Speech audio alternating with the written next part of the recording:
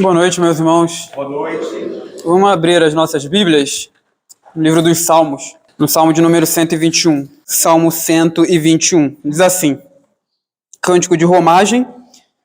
Elevo os meus olhos para os montes. De onde me virá o socorro? O meu socorro vem do Senhor, que fez o céu e a terra. Ele não permitirá que os teus pés vacilem. Não dormitará aquele que te guarda. É certo que não dormita nem dorme o guarda de Israel. O Senhor é quem te guarda. O Senhor é a tua sombra, à tua direita. De dia não te molestará o sol, nem de noite a lua. O Senhor te guardará de todo o mal, guardará a tua alma.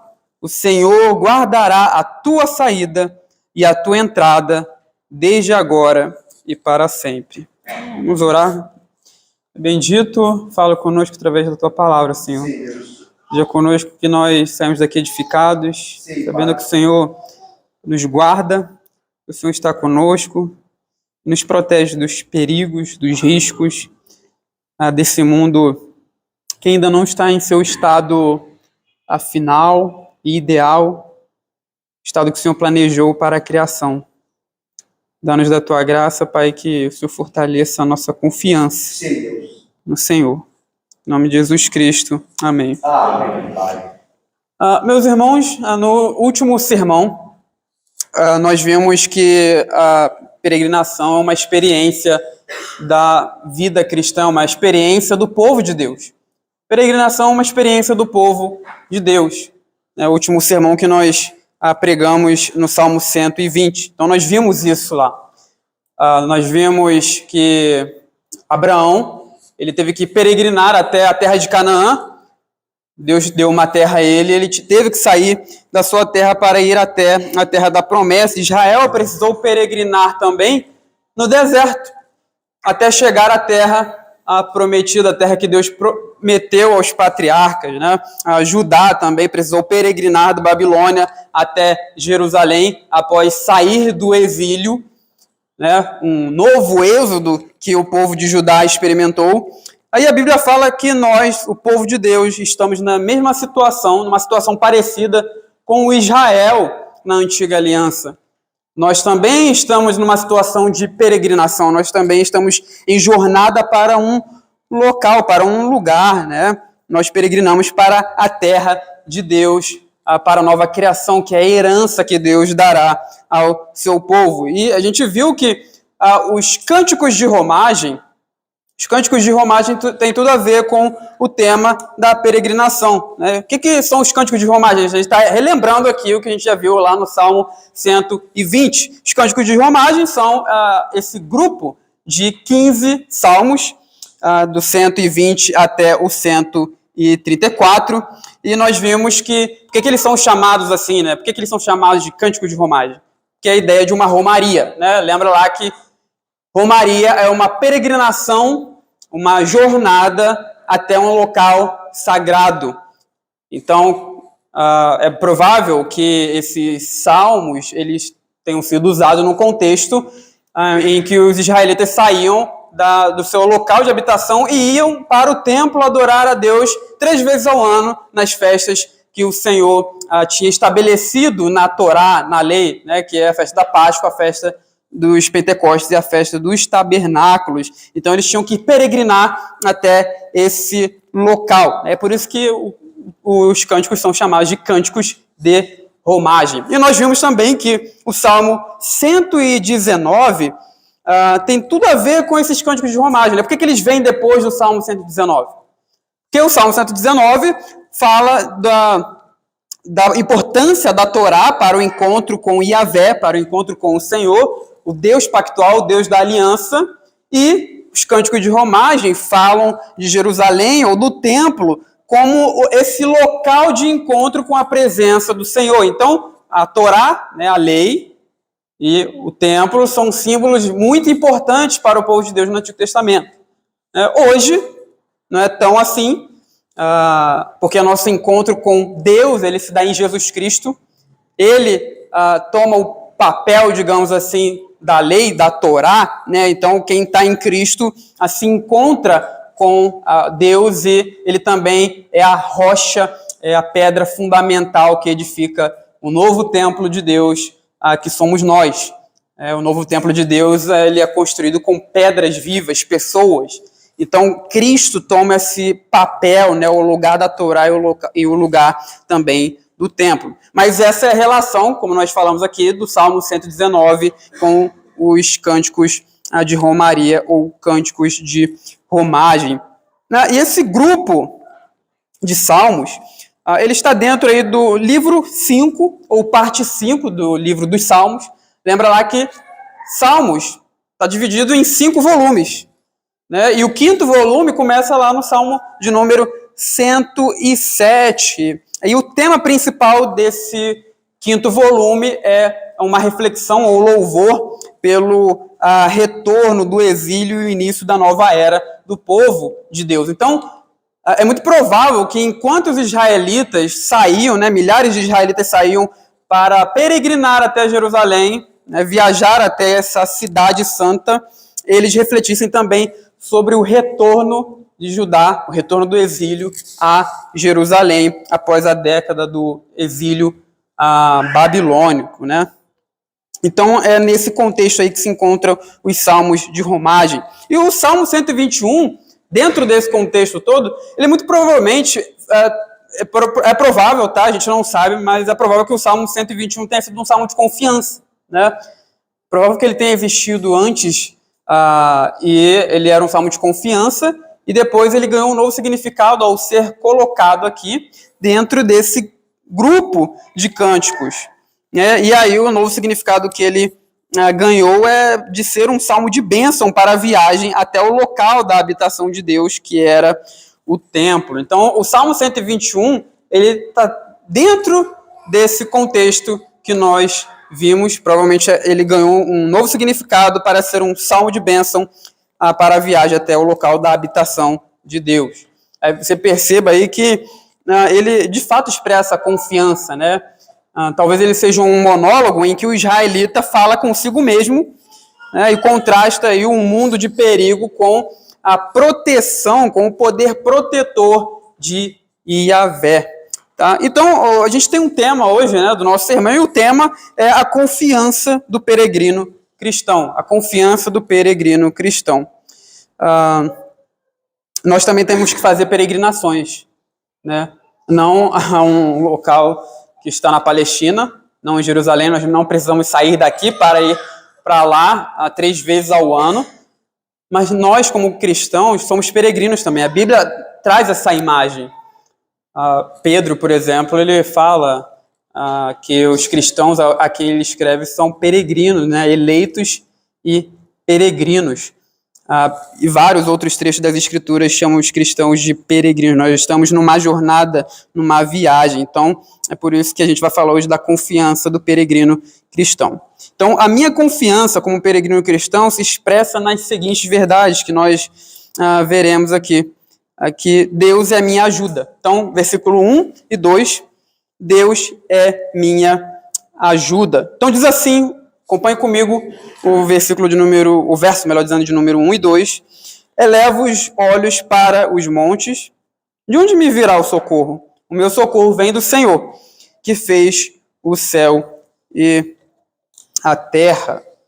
Meu socorro vem do Senhor, que fez o céu e a terra. Normalmente, quando nós lemos esse salmo, ele começa falando aqui de elevo os meus olhos para os montes, nós temos um entendimento um pouco equivocado sobre o que o salmista quer dizer aqui, né? Porque é um trecho, no verso de número 1, onde ele está falando também de socorro.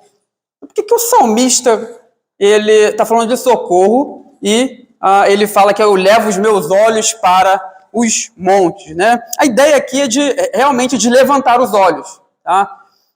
Está levantando os olhos para os montes. Mas, meus irmãos, levantar os olhos é uma expressão idiomática. Lembra quando José estava na casa de Potifar e ele cuidava ali da casa do seu senhor, e aí o texto diz lá que a mulher de Potifar colocou os olhos em José. Então, a mulher de Potifar colocou os olhos sobre José e a ideia é de que ela cobiçou José. Lá, a expressão exatamente é que aparece aqui nesse salmo. É literalmente que a mulher de Potifar elevou os olhos, ou levantou os olhos para José. E essa é uma expressão idiomática que significa desejo ou saudade, né? Na Bíblia, algumas vezes, levantar os olhos para uma direção, para um local ou para uma pessoa, significa desejo, né? Ou talvez a saudade. Então, o que o Salmo está expressando aqui? Exatamente essa ideia. Eu elevo os meus olhos para os montes, eu tenho saudade, eu tenho desejo desses montes, mas não são montes quaisquer.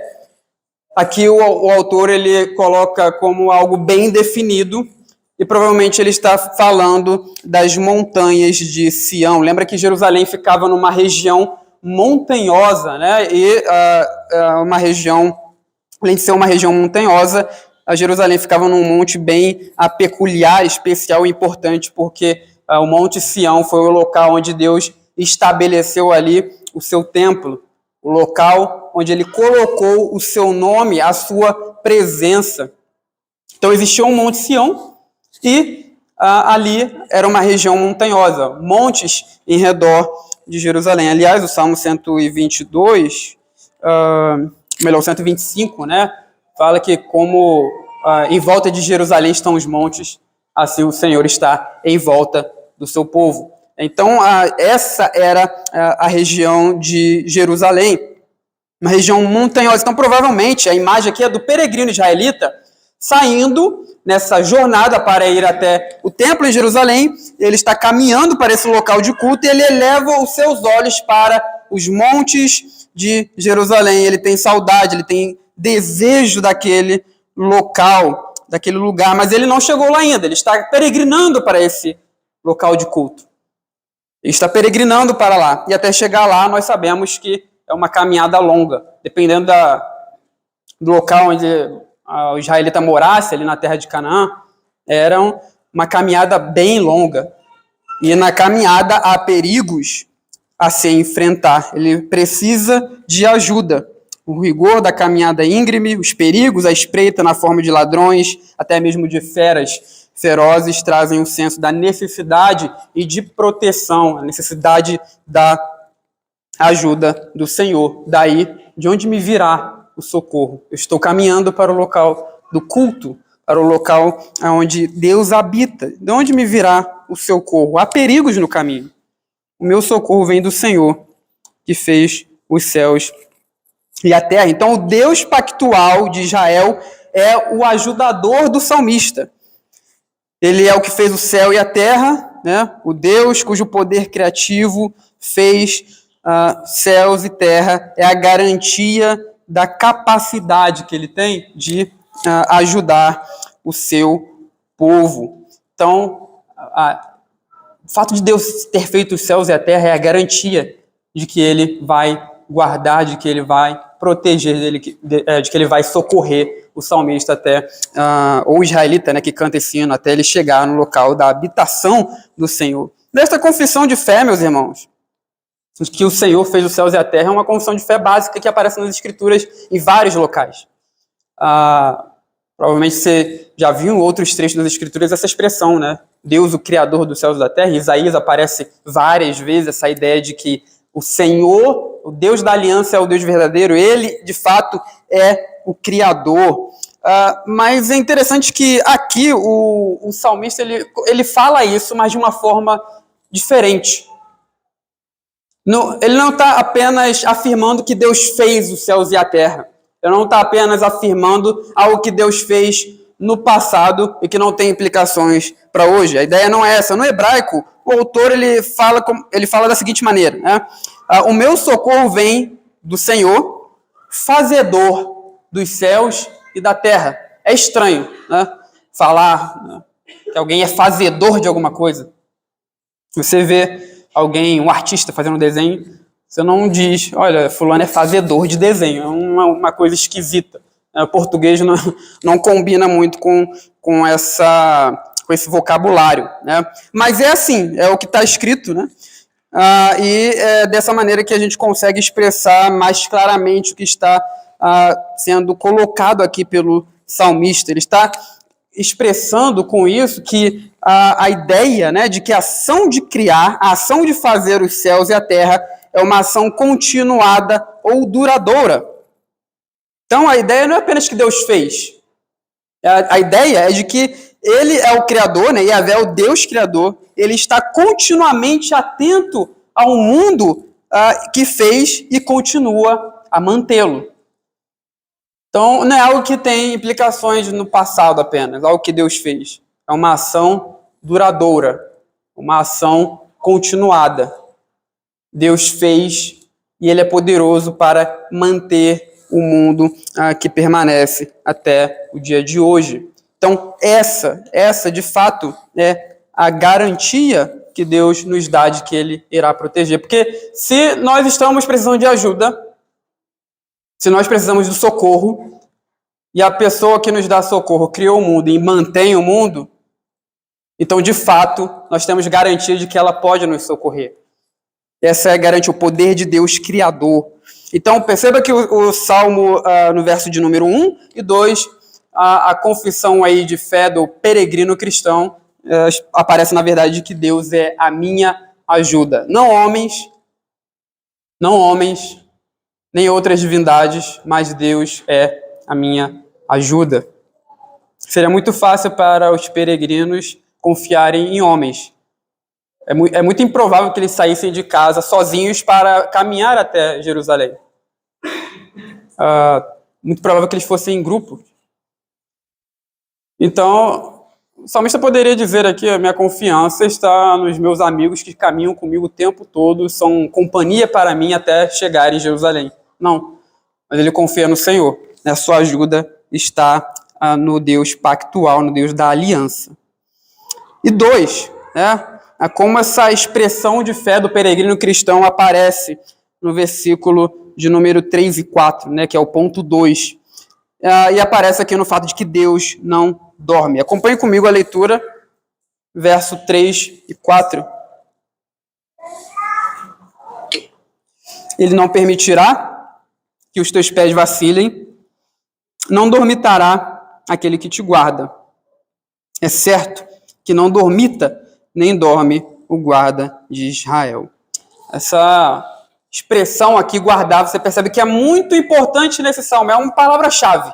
Tá? Aparece 6 vezes no nosso salmo, no verso de número 3, não dormitará aquele que te guarda, verso de número 4, o guarda de Israel, nem dorme o guarda de Israel, verso de número 5, o Senhor é quem te guarda, número 7, o Senhor te guardará de todo mal, guardará a tua alma, verso de número 8, o Senhor guardará a tua saída e a tua entrada. Então perceba que ela aparece 6 vezes nesse salmo e é uma palavra-chave, quase o tema do salmo. E quando o salmista fala de guardar aqui, isso traz à nossa memória, à nossa mente, aqueles eventos, aquelas ocasiões em que Deus guardou os seus servos no passado e também guardou o seu povo.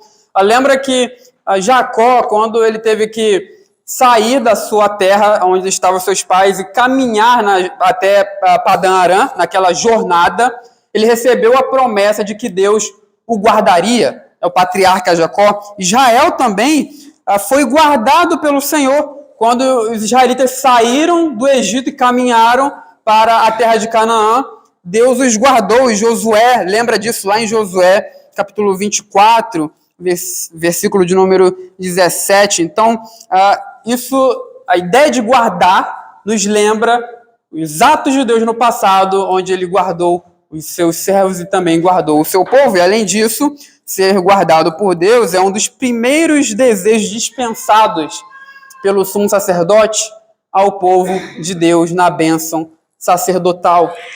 Lembra que o Senhor te abençoe e te guarde. Que o Senhor faça resplandecer o seu rosto sobre ti, tenha misericórdia de ti.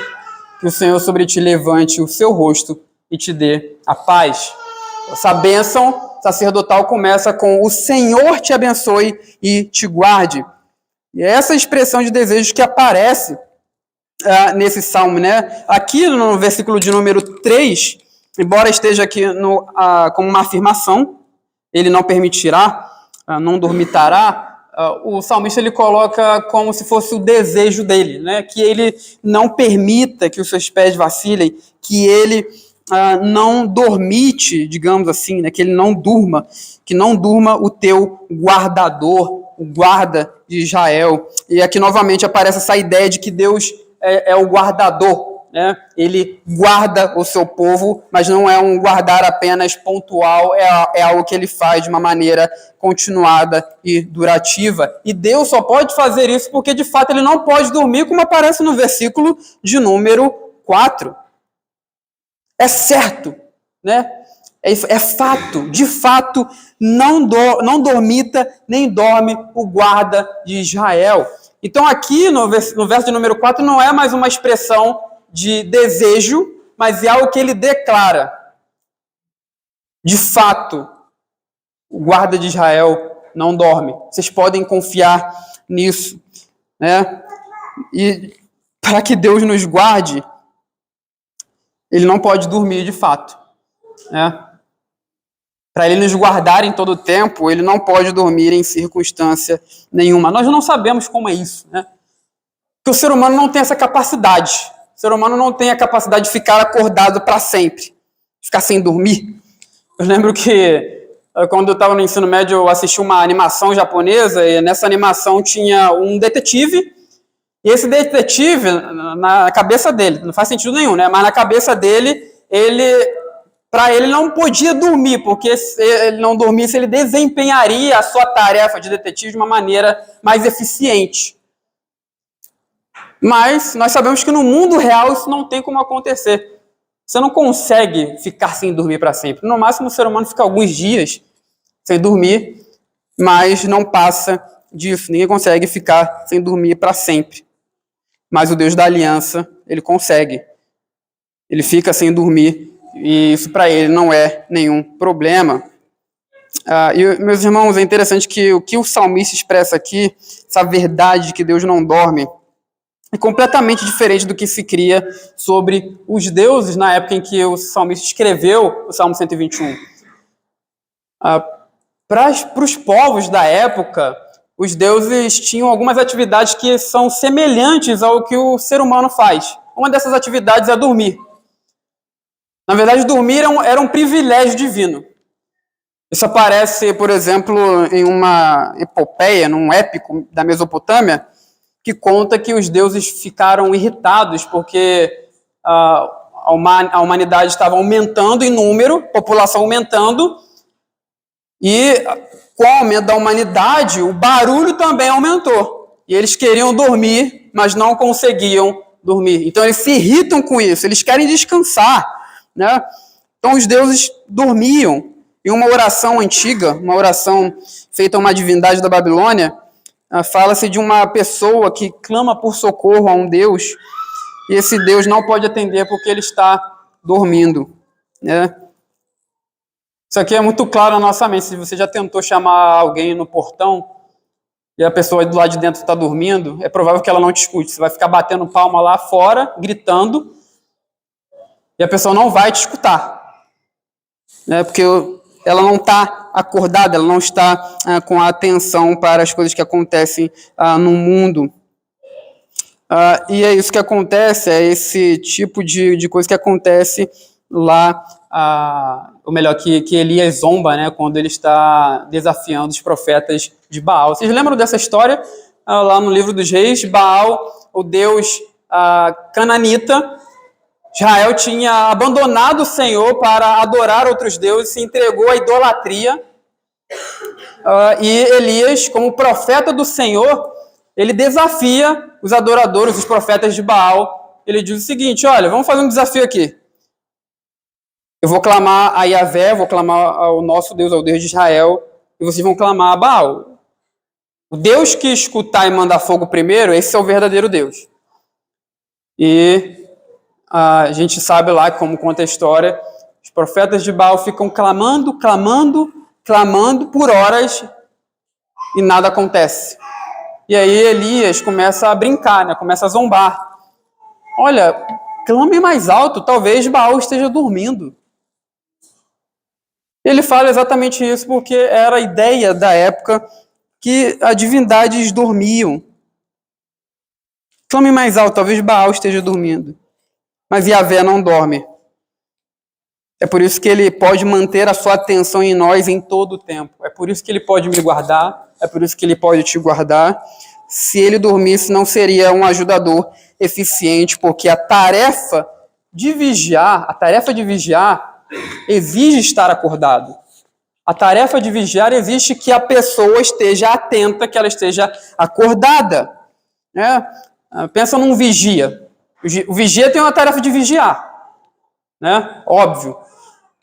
Ele tem a tarefa de guardar, de estar com a atenção dele fixada a certa coisa ou a certa pessoa. Ele tem que vigiar. Pensa num vigia que foi contratado para ficar na porta de um prédio, guardando, vigiando as pessoas de qualquer risco que possa aparecer ali. Se ele dorme, então ele não é um vigia eficiente. O vigia que dorme, acabou a função dele. Acabou. Porque o vigia tem que estar acordado, né? Se ele dorme, ele não pode proteger ninguém dos perigos que eventualmente podem aparecer ali e causar pânico, causar males às pessoas que estão naquele ambiente. Nós podemos usar uma ilustração mais próxima de nós ainda. Talvez você já ouviu da sua mãe enquanto ela está fazendo comida, né? Olha, filho, vigia a panela de pressão aí para mim, enquanto eu vou aqui estender a roupa no varal. E você, então, tem que ficar atento ali à panela de pressão. Você liga a televisão, senta no sofá e tira um cochilo, você não está sendo um vigia eficiente. Porque bons vigilantes não dormem, né? Deus não é um mau vigilante, ele é um bom vigilante. Aquele que te guarda não dorme. Ele pode ser um vigia eficiente porque ele está sempre alerta, sempre com os olhos dele fixados no seu povo e em cada membro do seu povo. E é interessante que no verso de número 4, o autor ele fala que ele não dormita nem dorme. Parece que é a mesma coisa. Deus não dormita nem dorme. Você olha isso aqui, você lê aqui, parece que ele está falando a mesma coisa.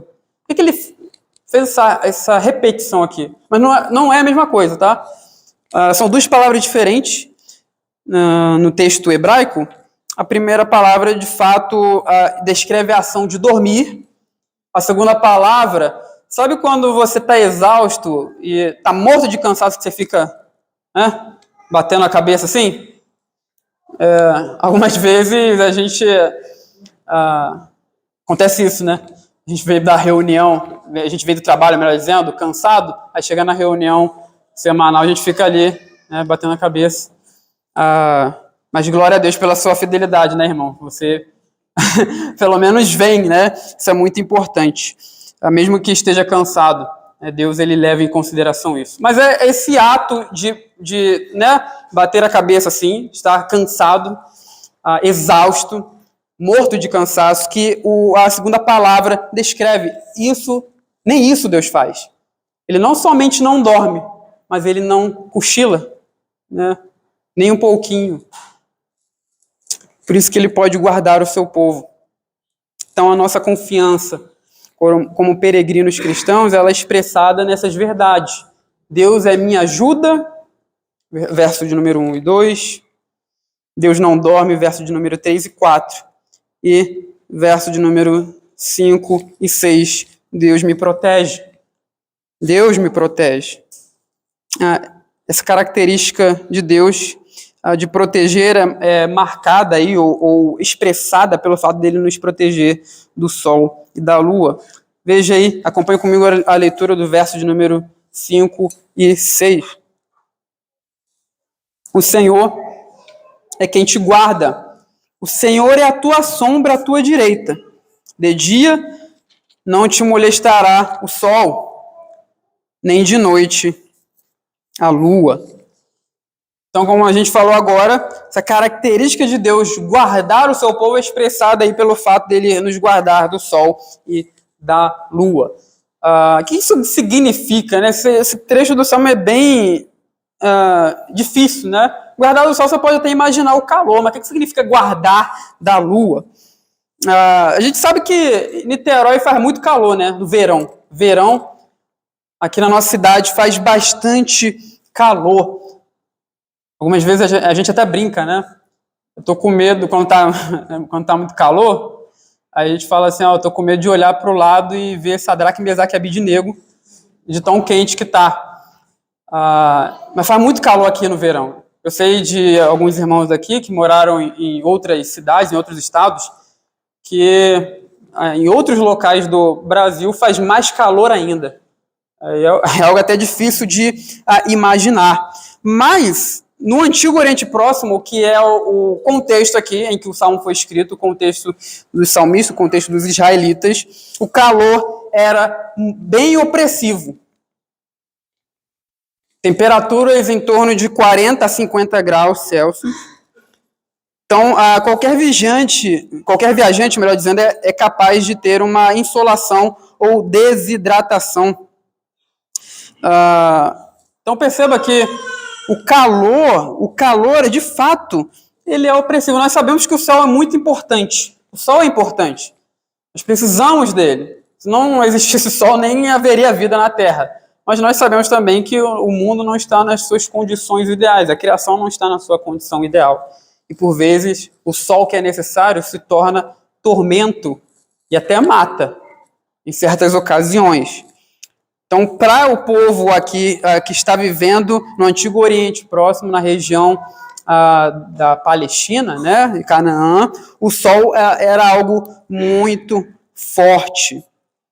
Então, ele fala que, olha, o sol não te molestará de dia, nem a lua de noite, né? Acreditava-se também que se você ficasse muito exposto à luz da lua, você pegava doenças, né? Você pegava doenças. Alguns diagnósticos falam de enfermidades resultantes da mão de Zin. Zin era o deus lua. E até hoje, até o nosso tempo, persistiu uma crença parecida, né? Quando a gente fala a palavra lunático vem da ideia de alguém que é influenciado pela lua. Então, perceba aqui que o salmista está dizendo, olha, Deus ele protege o seu povo do sol e da lua, porque ele é como uma sombra à tua direita, né? É claro que isso aqui é uma metáfora, tá? Isso aqui é metafórico, mas a ideia de que Deus protege o seu povo, né? Porque, de fato, meus irmãos, quando o calor está intenso, quando o calor está em altos níveis, o que a gente faz? A gente procura uma sombra. Ninguém fica no sol, né, o calor ali forte, ninguém fica ali no sol por livre e espontânea vontade. Se ela puder, ela vai sair e vai procurar uma sombra. Então a imagem é essa. Deus ele guarda desse calor terrível que pode até matar, e também guarda dos perigos da lua, né? É claro que nós sabemos hoje que essa questão da lua não é verdade, né? Mas era a crença da época. E além disso, além dele falar de Deus como um guarda-sol aqui, a ideia não é somente de que ele faz sombra. Quando a Bíblia fala de estar na sombra de Deus, de estar debaixo da sua sombra, a ideia é de que quem está debaixo dessa sombra, ela está no campo, a pessoa está no campo da presença divina, a que envolve, que protege e que vivifica. Então, Deus, ele protege, ele nos envolve, ele nos vivifica nos momentos de perigo. Essa é a ideia aqui do salmista. E por fim, meus irmãos, verso de número 7 e 8, minha confiança como um peregrino cristão aparece pelo fato de Deus me guardar de todo mal por toda vida. Então essa é a última verdade aqui do nosso texto. Deus me guarda de todo mal por toda a vida. O Senhor te guardará de todo mal, guardará a tua alma, o Senhor guardará a tua saída e a tua entrada desde agora e para sempre. Então perceba que o nosso salmo, descrevendo o cuidado de Deus sobre nós, ele progrediu de coisas pequenas para coisas grandes. Deus, ele nos guarda de tropeçar, ele não deixa que nossos pés tropecem. Então, veja que Deus, ele é protetor de coisas pequenas, né? Coisas menores. Então, o Salmo saiu disso e foi para uma ideia de totalidade, de coisas maiores. Ele protege o seu povo de todo o mal. Ele guarda a nossa alma. Ele guardará a nossa entrada e a nossa saída desde agora e para sempre. Aqui no contexto do Salmo, a ideia de entrada, ou melhor, saída e entrada, né?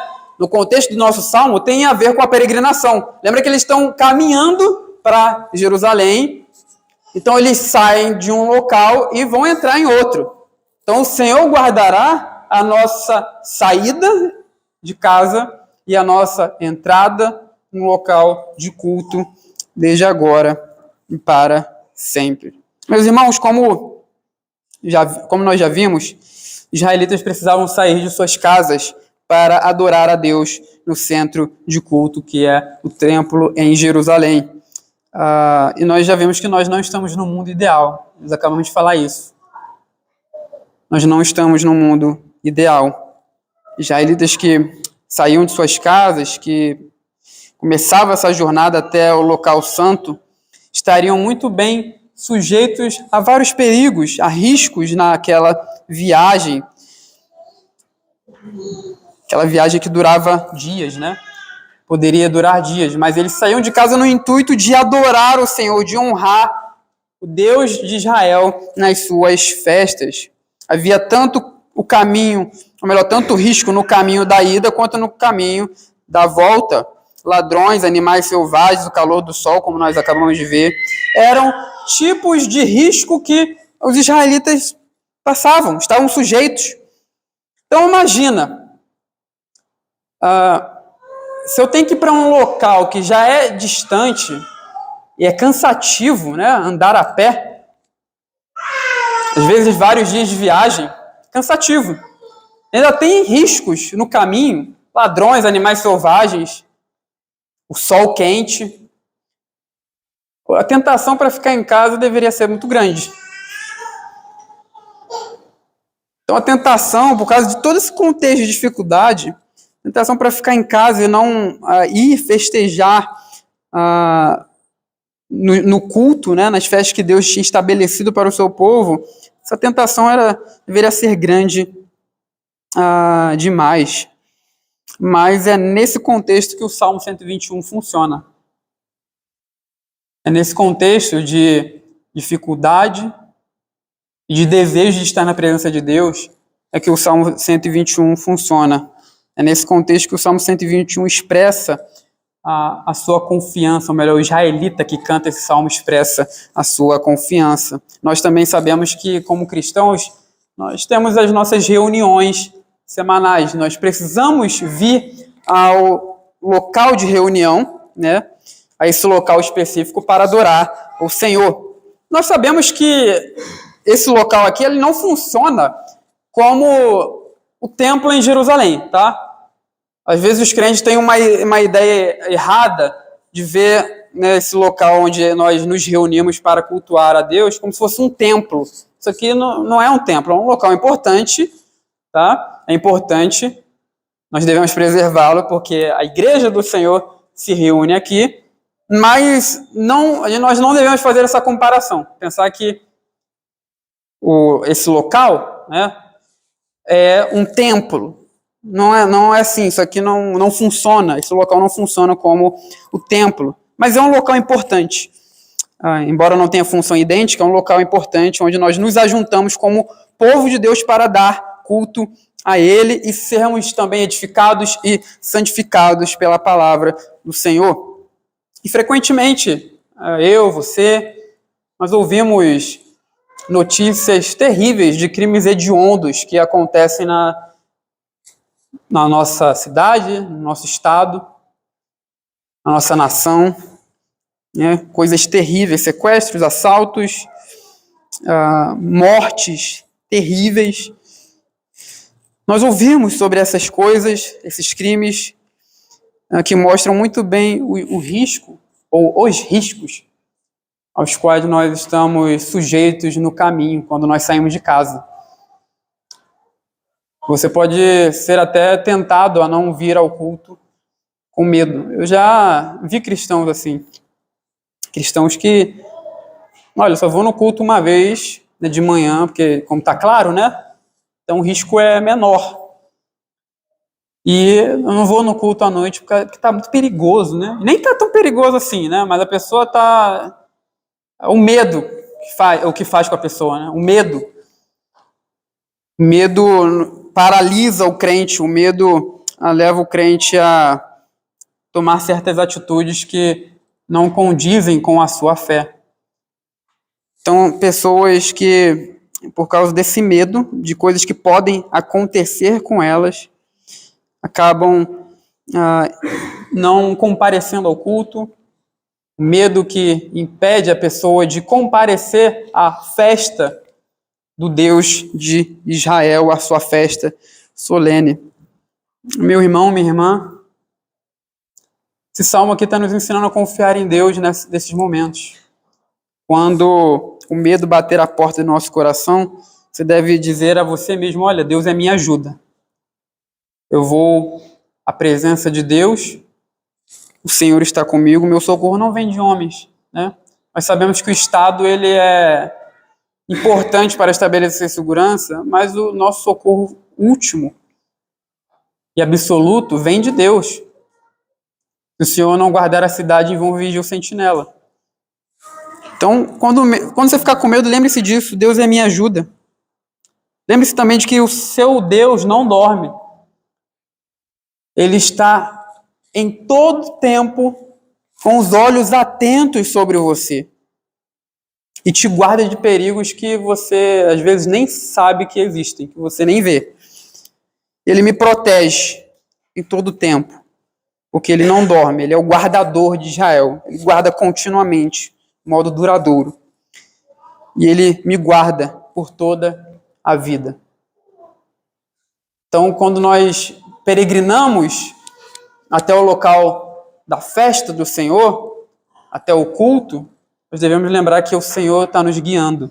Ele vai conosco nessa jornada. Ele é a nossa sombra, a nossa direita. Nós também estamos peregrinando, meus irmãos, para outro local muito maior.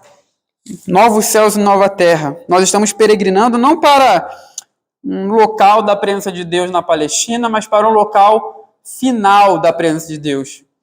Quando Deus fazer com que a sua presença esteja plena com os homens, será sua habitação final, né? O seu tabernáculo final, como diz Apocalipse, eis o tabernáculo de Deus com os homens. Como nós falamos agora, o mundo que nós vivemos não está no seu estado ideal, mas Deus o consertará.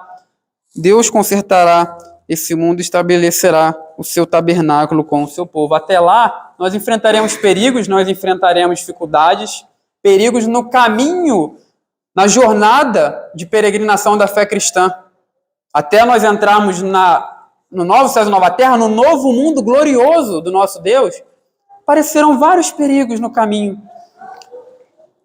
Perigos para minar a nossa fé, tentações, né? Satanás com as suas tentações, o mundo com as suas tentações, a nossa própria fraqueza. Nossa própria fraqueza espiritual, nossa falta de esperança, nossa falta de confiança no Senhor. Quantos são os perigos que nós enfrentamos nessa caminhada, nessa jornada até o mundo, o novo mundo de Deus. Mas o Senhor está conosco. O Senhor está lá para nos amparar. E no final nós chegaremos no nosso destino. O Senhor nos guardará na nossa saída e na nossa entrada. A nossa entrada no seu novo mundo, desde agora e para sempre. Amém.